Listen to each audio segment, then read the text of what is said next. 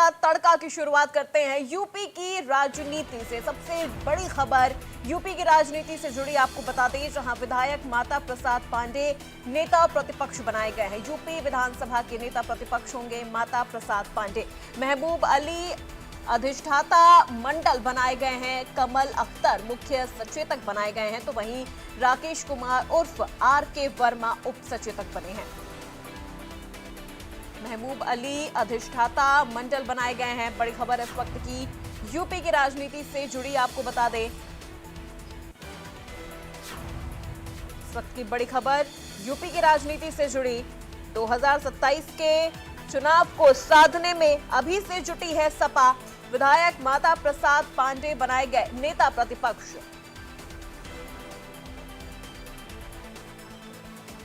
UP विधानसभा के नेता प्रतिपक्ष होंगे माता प्रसाद पांडे। महबूब अली अधिष्ठाता मंडल बनाए गए।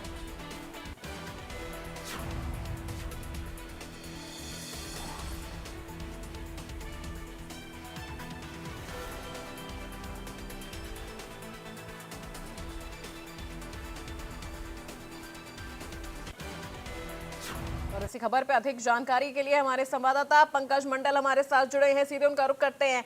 पंकज, ये कहना गलत नहीं होगा कि समाजवादी पार्टी अभी से 2027 के विजन के लिए पूरी तरह से तैयार है। 2027 के चुनाव को लेकर अभी से जमीनी स्तर पर जो तैयारियां हैं वो समाजवादी पार्टी ने करना शुरू कर दिया है।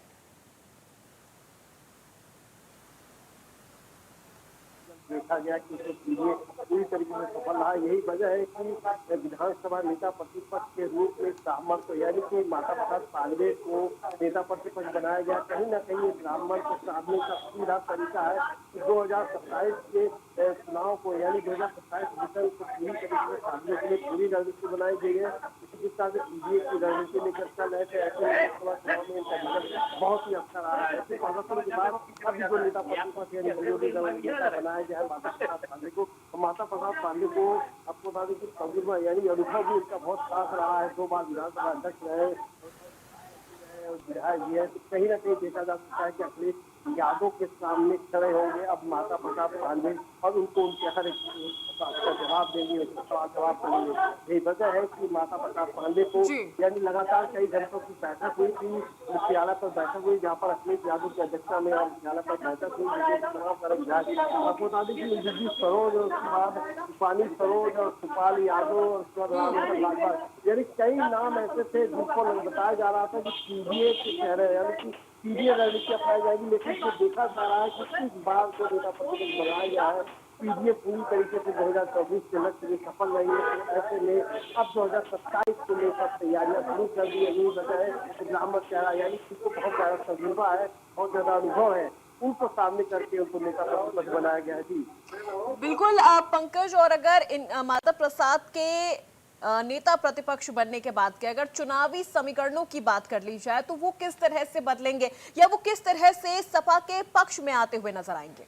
बिल्कुल कहीं ना कहीं इस बार चुनाव हुआ था लोकसभा चुनाव में, जहाँ पर समाजवादी पार्टी की तरफ से यानी इंडिया गठबंधन की तरफ से जहाँ बराबर चेहरा चुनाव लड़े थे वहाँ पर कहीं तकलीफ हासिल हुई तो कहीं पर अच्छा रिजल्ट रहा। यही वजह है कि मुझे ब्राह्मण यानी कहीं सीधे सक्सेस रहा है। तो अब ब्राह्मण समाज के लिए साधने के लिए माता प्रसाद पांडे को केवल ब्राह्मण को साधने की बात नहीं है, बल्कि माता प्रसाद पांडे विधानसभा के 2 बार अध्यक्ष रहे और उसके बाद स्पीकर भी रहे हैं, कई महत्वपूर्ण पदों पर रहे हैं और उनको समाजवादी पार्टी के बोर्ड कमेटी के सदस्य दिए। तो यही वजह है कि उनको नेता प्रतिपक्ष बनाया गया। क्या योगी आदित्यनाथ के सामने सीधा ये जवाब तलब कहीं ना कहीं देखा जा सकता है। सुबह से लगातार प्रयास लगाए जा रहे थे। 4 बजे विधानसभा में सर्वदलीय बैठक है, मानसून सत्र से पहले ये बैठक होगी। उससे पहले ही ये ऐलानी कयास लगाए जाते हैं कि अखिलेश यादव 3 बजे निकलेंगे पार्टी कार्यालय से। लेकिन यदि वो सबसे पहले व्यक्ति की माता प्रसाद पांडे को नेता विरोधी दल विधानसभा बनाया गया है। जी बिल्कुल पंकज, क्योंकि लोकसभा चुनाव के बाद से जो नतीजे हमने देखे हैं, जिस तरह से सपा ने मजबूती के तौर पे मजबूती के साथ उत्तर प्रदेश में अपनी जगह बनाई, एक मजबूत पार्टी के तौर पर उभरी है, तो कहीं ना कहीं अब 2027 के उस विजन को लेकर समाजवादी पार्टी चल रही है। जो समीकरण है वो साधने की कोशिश की जा रही है, साथ ही साथ जो जाति समीकरण है उत्तर प्रदेश का वो साधने की कोशिश पूरी तरह से यहाँ पर समाजवादी पार्टी की तरफ से की गई है। तो कहीं ना कहीं देखा जा सकता है कि माता प्रसाद पांडे को विधानसभा नेता दल और नेता दल बनाया गया, तो वही पर महबूब अली को अधिष्ठाता मंडल बनाया गया। यानी कहिए कि कमल अख्तर को मुख्य सचेतक, कभी आर के वर्मा को उप मुख्य सचेतक, तो कहीं ना कहीं देखा जा सकता है कि इन्होंने पूरी तरीके से इसके पीढ़ी का भी ख्याल रखा है। उसके बाद पीढ़ी के साथ साथ में यानी कहिए कि जो नेता प्रतिपक्ष है उनको सबका यानी ब्राह्मण शहर को सबसे आगे रखा गया है, क्योंकि पीढ़ी का रिजल्ट अच्छा ही था और बहुत ही अच्छा रहा। तो ऐसे में चार जो लोग चुने गए, उसके बाद संकट के लिए, खरीद के लिए, तो उसके बाद ब्राह्मण, तो कहीं ना कहीं देखा जा सकता है कि 2027 की तैयारियां समाजवादी पार्टी ने शुरू कर दी। यही वजह है कि माता प्रसाद पांडे को नेता विरोधी दल बनाया गया समाजवादी पार्टी की तरफ से। और उसके बाद तमाम सारे विधायकों से जब इंडिया न्यूज में बातचीत भी की थी, उन्होंने ये भी साफ कहा था कि जो भी अखिलेश यादव का फैसला होगा या जो निर्णय लेंगे सब समर्थन में रहेंगे। यही वजह है कि अखिलेश यादव ने भी ये पत्र जारी करके ये ऐलान किया है कि मेरा प्रतिनिधि। तो देखा जा सकता है कि रणनीति जो 2027 की रणनीति के लिए ये लोग अभी से तैयारी करें, लेकिन जिस तरह से भारतीय जो यहाँ पर यहाँ पर जो नेता प्रतिपक्ष बिल्कुल, क्योंकि हमारे नेता अली जनाब अखिलेश यादव साहब जिन लोगों को बनाया है पार्टी के पार्टी के स्वागत करते हैं, अपने नेता अली जनाब अखिलेश यादव मर्यादा करते हैं, ये बहुत अच्छा था।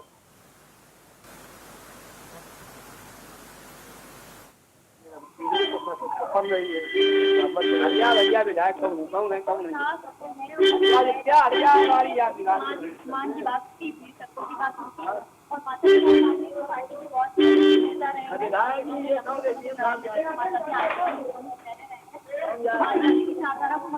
अरे क्या गाड़ी आ गई। तो कहीं ना कहीं देखा जा सकता है कि अब गहमा गहमी तेज हो गई है। कल की जो तैयारी है मानसून सत्र को लेकर, अब उसको लिए पूरी रणनीति तैयार की जा रही है। हालांकि माता प्रसाद पांडे सुबह बैठक में पहुंचे थे, बैठक के बाद दोपहर को निकल चुके थे।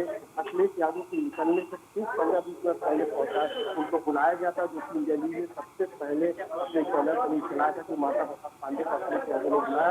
इसके बाद औपचारिक ऐलान कर दिया कि माता प्रसाद पांडे को नेता विरोधी दल बनाया गया समाजवादी पार्टी की।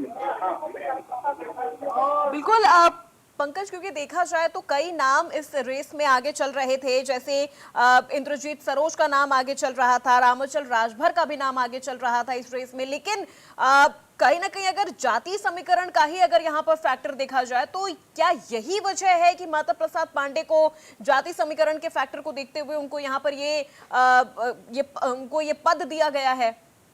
कहीं ना कहीं ये महत्वपूर्ण है कि नेता प्रतिपक्ष जो विरोधी दल नेता बनेगा वो कौन होगा, जो योगी आदित्यनाथ के सामने यानी सरकार के सामने खड़ा होगा, जवाब तलब करेगा। मात्र बात ये भी है कि माता प्रसाद पांडे अध्यक्ष भी रहे और उसके बाद ये कई बार विधायक भी रहे, कई बार रहे हैं, स्पीकर भी रहे। यही वजह है कि इनके पास अनुभव है और ये सामने खड़े होगा। महत्व बात ये भी है कि किस तरह से पीढ़ी का इस बार प्रदर्शन रहा, उसके साथ साथ ब्राह्मणों ने भी काफी इस बार समाजवादी पार्टी की तरफ रुख किया था। यही वजह है कि अब ब्राह्मण को भी पूरी तरीके से सामने के लिए माता प्रसाद पांडे को नेता विधानसभा बनाया गया। कहीं ना कहीं देखिए, जिस तरह से विधानसभा या सत्र कहीं पर भी कोई जवाब तलब होता है तो आजकल इलेक्ट्रॉनिक का जमाना है, इलेक्ट्रॉनिक के जमाने में तमाम सारी चीजें वायरल होती रहती है। ऐसे में जब भी वो सदन से कोई बातचीत करेंगे तो सारी चीजें वायरल। यही वजह है कि ब्राह्मणों को साधने के लिए टेक्निकली रूप से, रणनीतिक रूप से जातिगत समीकरण देखा जाए, स्थानीय समीकरण देखा जाए या चुनावी समीकरण, सब में माता प्रसाद पांडे फिट बैठते। यही वजह है कि माता प्रसाद पांडे को नेता प्रतिपक्ष विरोधी दल बनाया गया है। जी बिल्कुल पंकज, क्योंकि अब देखा जाए तो जो फैक्टर है जाति समीकरण का वो हमें यहाँ पर समझ में आ रहा है। इसके अलावा अगर देखा जाए तो एक लंबा अनुभव माता प्रसाद पांडे के पास उत्तर प्रदेश की राजनीति का है, और जिस तरह से लोकसभा चुनाव में भी हमने देखा था कि सपा ने अयोध्या की जो सीट है वहां पे किस तरह से अवधेश प्रसाद को वहां पर खड़ा किया और वो पारसी समुदाय का जो फैक्टर था वो वहां पर नजर आया। तो माता प्रसाद पांडे को भी लेकर जो समीकरण है वो सटीक बैठता हुआ नजर आ रहा है। तो कहीं ना कहीं माता प्रसाद पांडे का देखिए एक अनुभव रहा है, साथ में ब्राह्मण समाज से भी आते हैं और उसके बाद ये जो नेता प्रतिपक्ष दल है वो मौजूदा सरकार के सामने किस तरह से खड़े होंगे, तो कहीं ना कहीं इन्होंने कई कार्यकाल देखे, यानी कई लंबे समय का कार्यकाल इन्होंने देखा है। सबकी कार्यशैली इनको पता है, किस पार्टी के पास कितना वजूद है, किस पार्टी की कितना क्षमता है, कितना कार्य किया है, किस तरह से समाज के लोगों को और विकास की बात को किस तरह से सामने रखेंगे। कहीं ना कहीं ये सारी चीजों को देखते हुए, अनुभव को देखते हुए, वरीयता को देखते हुए, जातिगत समीकरण को देखते हुए, यही वजह है कि माता प्रसाद पांडे को स्पीकर के रूप में। बिल्कुल पंकज, आप हमारे साथ बने रहिए, आगे भी इस विषय पर हमारी चर्चा जारी रहेगी। बढ़ते हैं खबरों में आगे और आपको बताते हैं, देखिए माता प्रसाद पांडे को नेता प्रतिपक्ष बनने पर सपा विधायक आशु मलिक ने क्या कुछ कहा, आइए आपको सुनाते हैं। विधायक आशु मलिक हमारे साथ बात करने के लिए मौजूद है। सर, माता प्रसाद पांडे को नेता प्रतिपक्ष यानी विरोधी दल बना दिया गया, क्या लगता है? नहीं बना दिया गया। आदरणीय राष्ट्रीय अध्यक्ष जी ने जो फैसला लिया है उस फैसले का स्वागत करते हैं और आदरणीय माता प्रसाद पांडे जी को बहुत बहुत बधाई और शुभकामनाएं। सर, सत्र भी शुरू होने वाला, इससे पहले ऐलान हो गया, अभी 4 बजे बैठक भी है, क्या रणनीति बनाई गई है? अब रणनीति जो बनाई है वो आपको पता चल जाएगी। बिल्कुल, ये है आशु मलिक विधायक, जिन्होंने कहा है कि माता प्रसाद पांडे को राष्ट्रीय अध्यक्ष अखिलेश यादव ने नेता प्रतिपक्ष बनाया है। अब देखने वाली बात होगी कि आगे क्या होती है, लेकिन यह कि विधानसभा सत्र में समाजवादी पार्टी पूरी तरीके से हल्ला बोल करने के लिए तैयारी बना रहे हैं। कैमरा पर्सन दीपक कुमार के साथ पंकज मंडल, इंडिया न्यूज, लखनऊ। चलिए सीधे रुक करते हैं, पंकज का हमारे संवाददाता बने हुए हैं पल पल के अपडेट के साथ। पंकज, अभी हमने आपकी बातचीत सुनी है आशु मलिक के साथ, जो आपकी बातचीत थी, अगर देखा जाए तो क्या ये जो फैसला लिया गया है सपा अध्यक्ष की तरफ से, अखिलेश यादव की तरफ से, क्या इस फैसले से उनके जो तमाम जो समर्थक थे, उनके साथ जो उनके कार्यकर्ता थे, क्या वो इस फैसले से वाकिफ थे कि कुछ ऐसा फैसला लिया जा सकता है आज?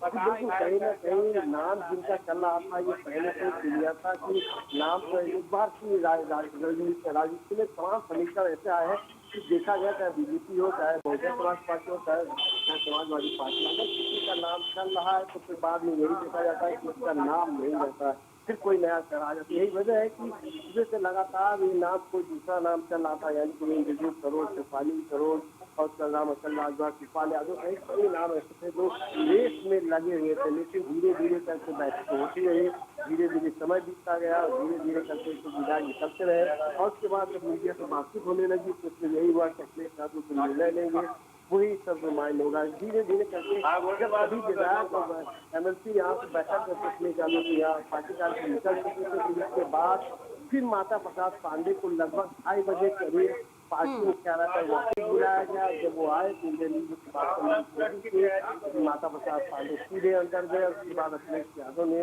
ये ऐलान कर दिया, यानी कहीं पत्र जारी कर दिया कि माता प्रसाद पांडे को नेता विरोधी दल विपक्ष बनाया जाता है। तो ये बिल्कुल देखा जा रहा है कि जिस तरह से प्रयास देश लगाए जा रहे थे, कल से मानसून सत्र शुरू होने वाला है, ऐसे में क्या तैयारियां हैं, किस तरह से करना है, और कहीं ना कहीं ये देखा जा सकता है कि इस बार की राजनीति में एक बड़ा हलचल देखने को मिलेगा, क्योंकि माता प्रसाद पांडे को नेता विधानसभा नेता प्रतिपक्ष बनाया गया, विरोधी दल बनाया गया, तो कहीं ना कहीं बहुत महत्वपूर्ण माना जा रहा है। इसलिए देखिए स्पीकर को भी रखा गया है, बरवा यानी दलित को कई ऐसे जारी किया गया, तो ये बहुत जरूरी है। जिस तरह से यहाँ पर प्रयास लगाए जाते हैं वो प्रयास खत्म हो चुके हैं, ऐलान हो चुका है और अब ये ऐलान के बाद अब देखिए अपनाई जाती है।